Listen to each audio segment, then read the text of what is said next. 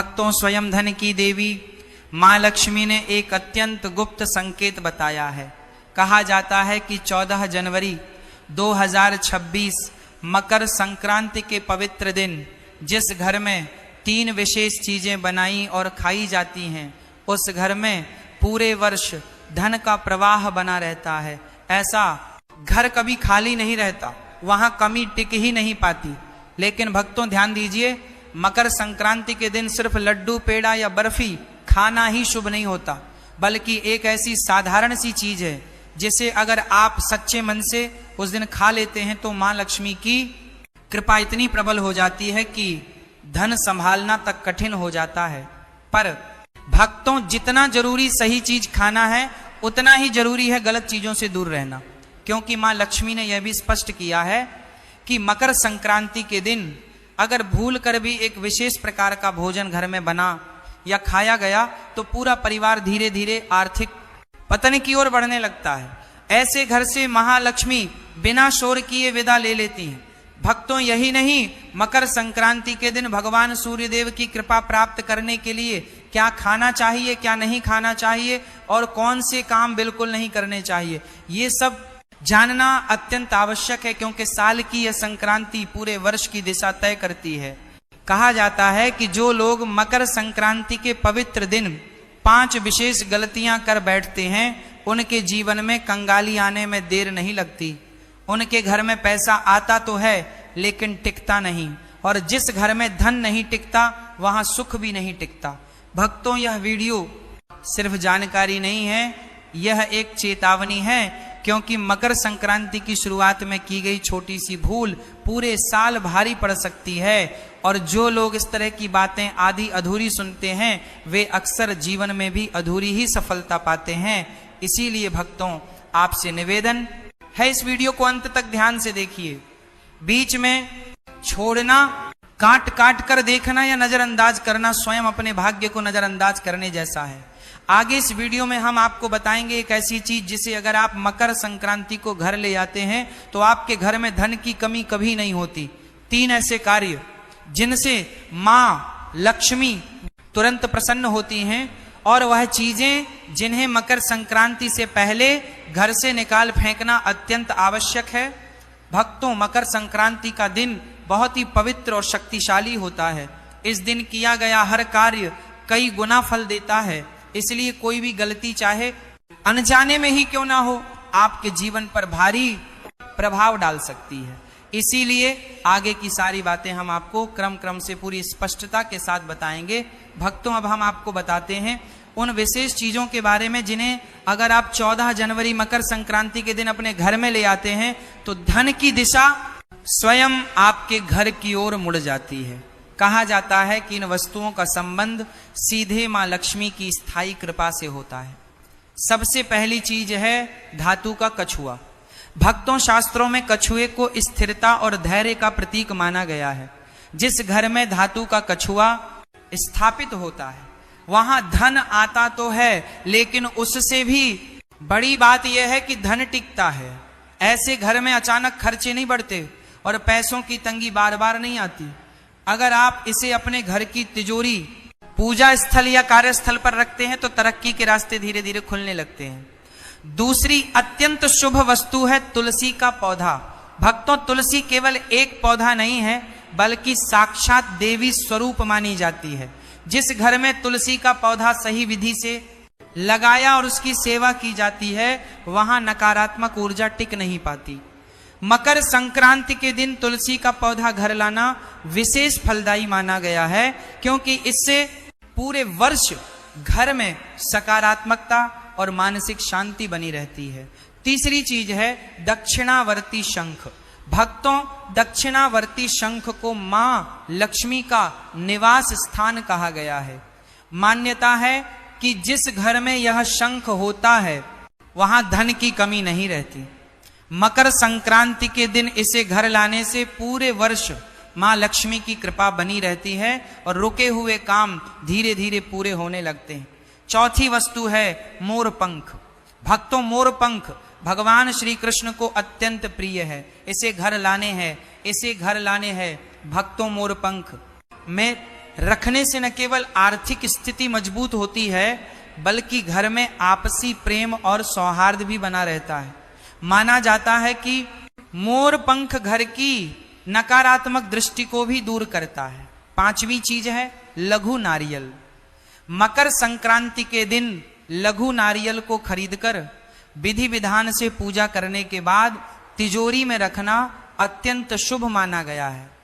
ऐसा करने से धन संपत्ति में धीरे धीरे वृद्धि होती है और परिवार में समृद्धि बनी रहती है।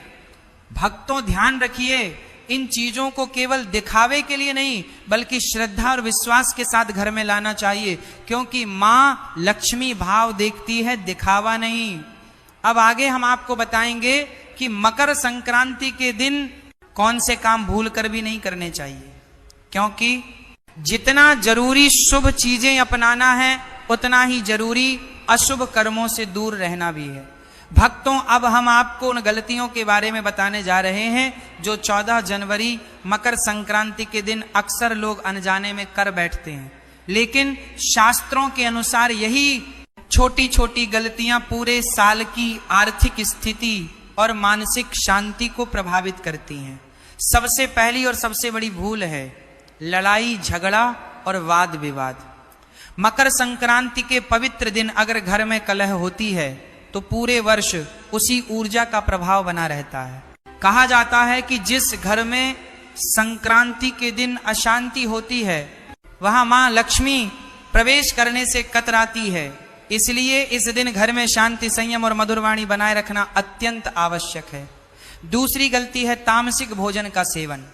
भक्तों, मकर संक्रांति केवल तारीख बदलने का दिन नहीं होता, बल्कि यह एक पवित्र दोनों का आरंभ माना जाता है।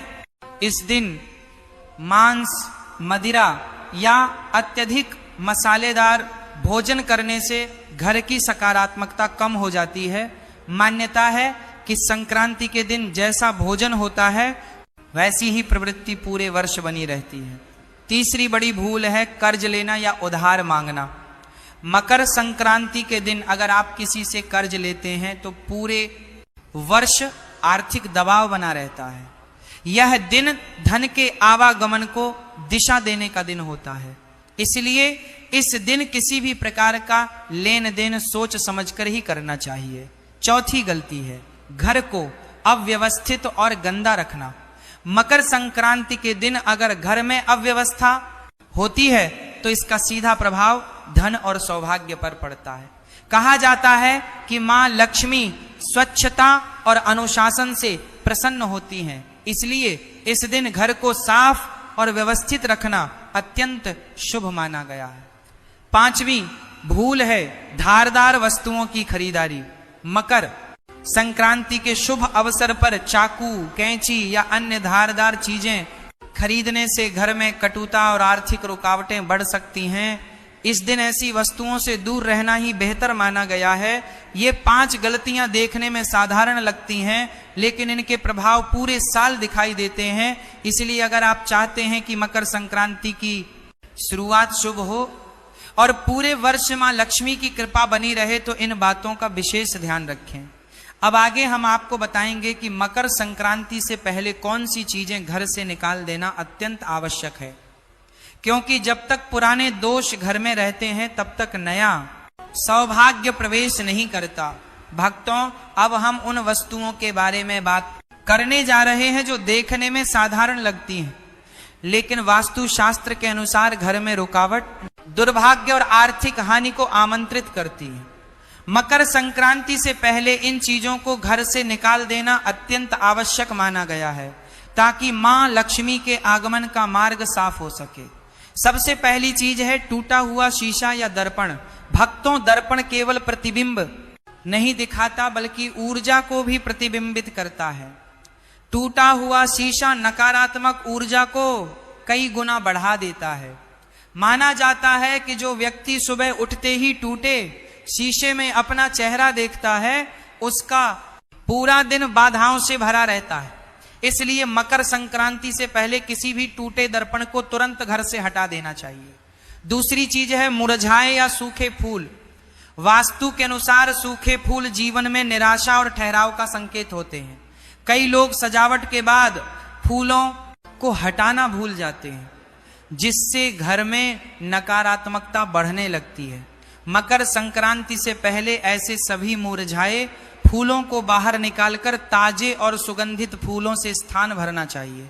तीसरी चीज है, महाभारत या युद्ध से संबंधित चित्र और पेंटिंग शास्त्रों में स्पष्ट कहा गया है कि घर में युद्ध, संघर्ष या रक्तपात से जुड़ी तस्वीरें नहीं लगानी चाहिए।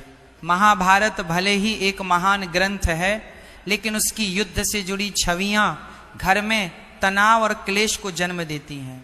यदि आपके घर में ऐसी कोई तस्वीर है तो मकर संक्रांति से पहले उसे हटा देना ही उचित है। चौथी वस्तु है खंडित मूर्तियां या फटी हुई देवी देवताओं की तस्वीरें। वास्तु शास्त्र के अनुसार ऐसी वस्तुएं रखना अशुभ माना गया है। इससे घर में आर्थिक नुकसान और मानसिक अशांति बढ़ती है। ध्यान रहे, इन्हें कभी फेंकना या जलाना नहीं चाहिए। इन्हें किसी पवित्र नदी में विधि पूर्वक प्रवाहित कर देना ही सही उपाय माना गया है। पांचवी चीज है, छत या कोनों में रखा बेकार और टूटा फूटा सामान। भक्तों, घर की छत को बोझिल रखना आर्थिक रुकावटों को आमंत्रित करता है। कई बार सफाई के बाद निकला कचरा छत पर जमा कर दिया जाता है, जो धीरे धीरे नकारात्मक ऊर्जा का स्रोत बन जाता है। मकर संक्रांति से पहले छत और कोनों को पूरी तरह खाली और स्वच्छ कर देना चाहिए।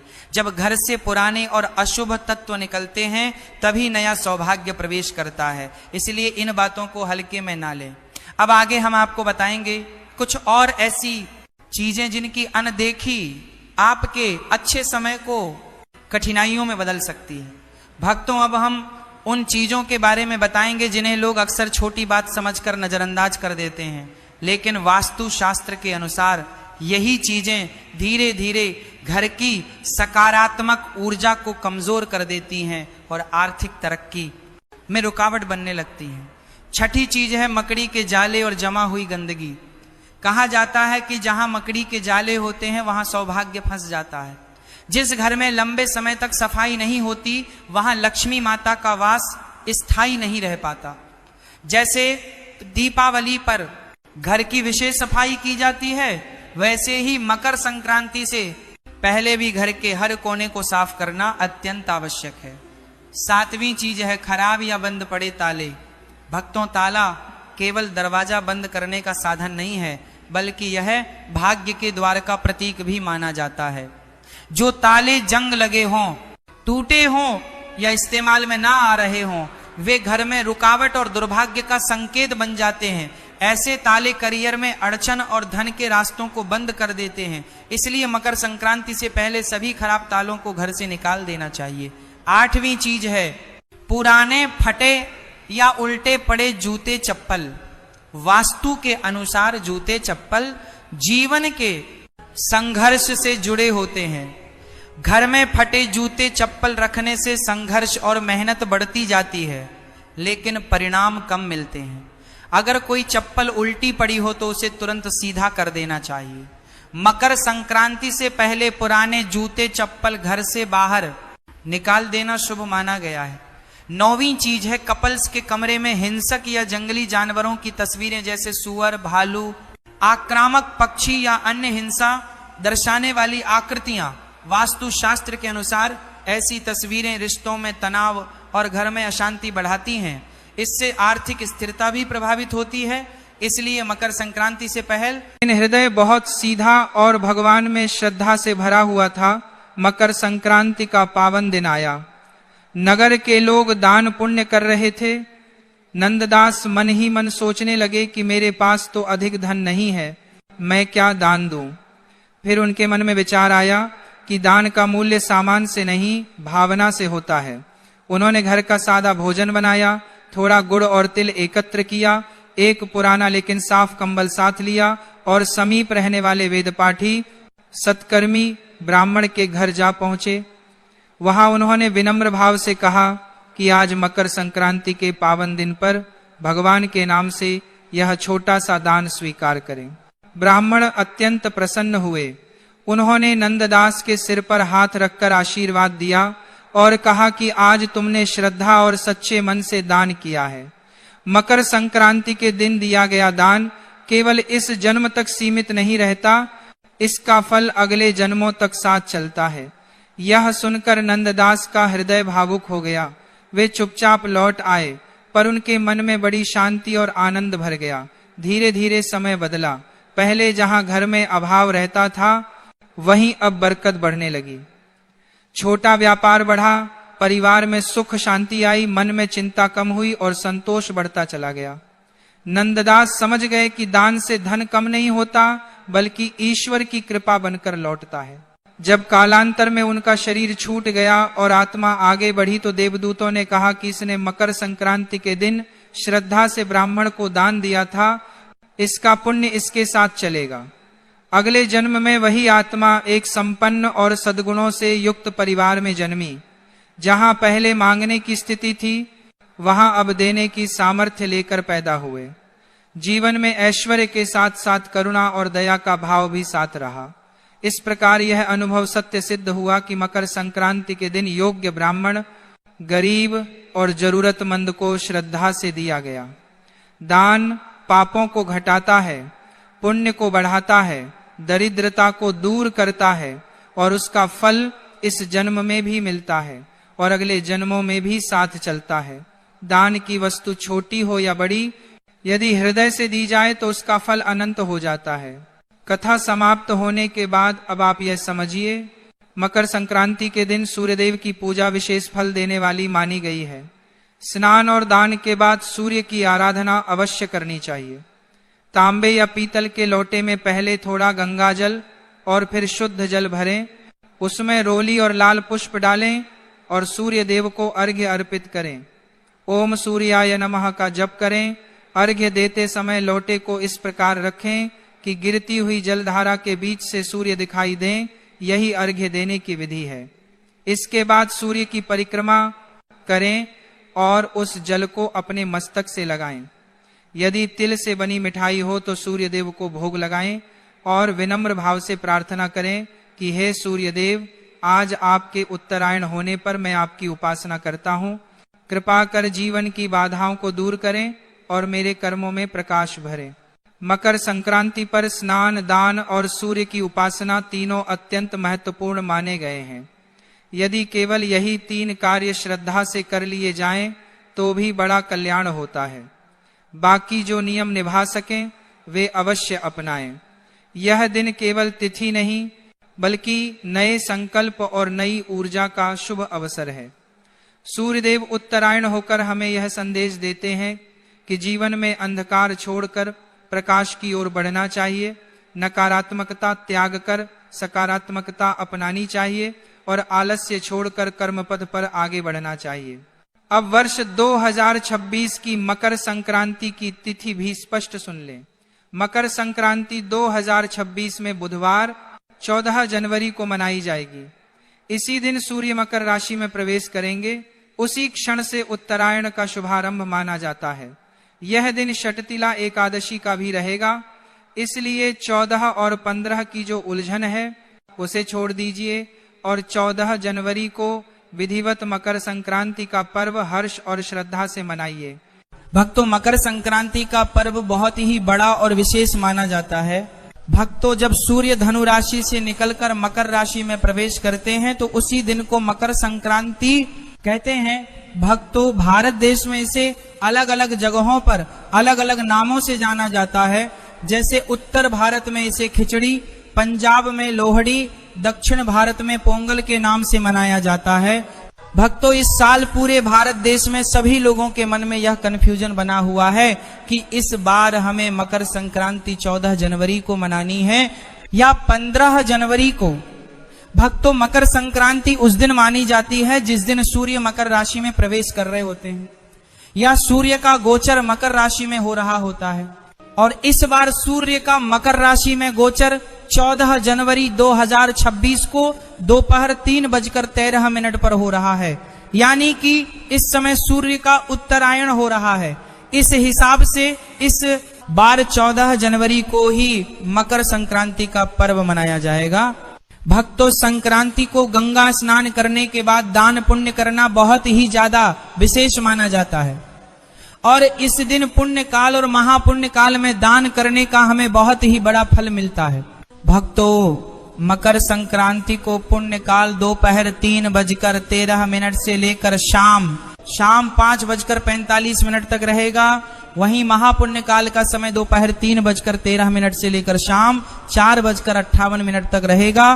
भक्तों, इस समय के बीच में आप दान पुण्य कर सकते हैं, जैसे गरीबों में कंबल बांटना, कपड़े बांटना या भोजन का दान करना अत्यंत शुभ रहेगा। भक्तों, इसी के साथ में मकर संक्रांति के दिन खिचड़ी का दान करना बहुत ही शुभ माना जाता है, पर इस बार मकर संक्रांति के दिन यानी 14 जनवरी के दिन ही एकादशी भी पड़ रही है और एकादशी के दिन चावल का प्रयोग नहीं किया जाता है। इसलिए इस बार कई सारे लोगों के मन में यह प्रश्न भी है कि एकादशी के दिन हम खिचड़ी का दान कैसे करें या घर में खिचड़ी कैसे बनाएं। भक्तों, 14 जनवरी मकर संक्रांति को एकादशी होने के कारण आप इस दिन चावल की खिचड़ी नहीं बना सकते और ना ही इसका दान कर सकते हैं, और आप चाहें तो खिचड़ी का दान अगले दिन कर सकते हैं। पर इसके अलावा आप लोग इस दिन तिल और गुड़ से बनी हुई सामग्री या लड्डू का विशेष रूप से दान करेंगे तो आपको वही फल मिलेगा जो खिचड़ी दान करने से मिलता है, क्योंकि मकर संक्रांति के दिन तिल और गुड़ का विशेष महत्व माना जाता है। भक्तों, इस दिन सभी लोगों को सुबह जल्दी उठ जाना चाहिए और किसी पवित्र नदी में जाकर या गंगा नदी में जाकर स्नान करना चाहिए। अगर आप कहीं बाहर स्नान करने के लिए नहीं जा सकते तो अपने ही घर में रहकर जिस जल से आप स्नान करें उसमें थोड़ा सा गंगा जल और काले तिल मिलाकर ही स्नान करें और स्नान करते समय हर हर गंगे जरूर बोलें। भक्तों, इसी के साथ में सूर्य देव को इस दिन काले तिल मिलाकर जल जरूर चढ़ाएं और अपने पितरों को भी जल जरूर दें। भक्तों, मकर संक्रांति का दिन विशेष रूप से भगवान सूर्य नारायण को समर्पित है, इसलिए इस दिन उनसे जुड़ी हुई चीजों का दान करना अत्यंत शुभ माना जाता है। आप चाहें तो तांबे का लोटा या तांबे से बनी हुई वस्तु का दान कर सकते हैं। इसी के साथ में पीपल के पेड़ की पूजा करके पीपल के पेड़ में भी जल जरूर देना चाहिए। भक्तों, मकर संक्रांति के बाद से ही सारे रुके हुए शुभ काम भी शुरू हो जाते हैं और मकर संक्रांति पर सभी लोगों के घरों में अलग अलग तरह के लड्डू बनते हैं, जिसमें से विशेष रूप से काले तिल और गुड़ के लड्डू घर में जरूर बनने चाहिए, जिनका भगवान को भोग लगाकर आपको सेवन करना चाहिए। भक्तों, अब हम आशा करते हैं कि मकर संक्रांति से जुड़ा हुआ जो भी प्रश्न आपके मन में था उसका उत्तर आपको मिल गया होगा। फिर भी अगर आपके मन में कोई प्रश्न हो तो वह आप हमसे कमेंट करके पूछ सकते हैं, और आप हमारी यह वीडियो कहां से देख रहे हैं यह भी कमेंट में जरूर बताएं।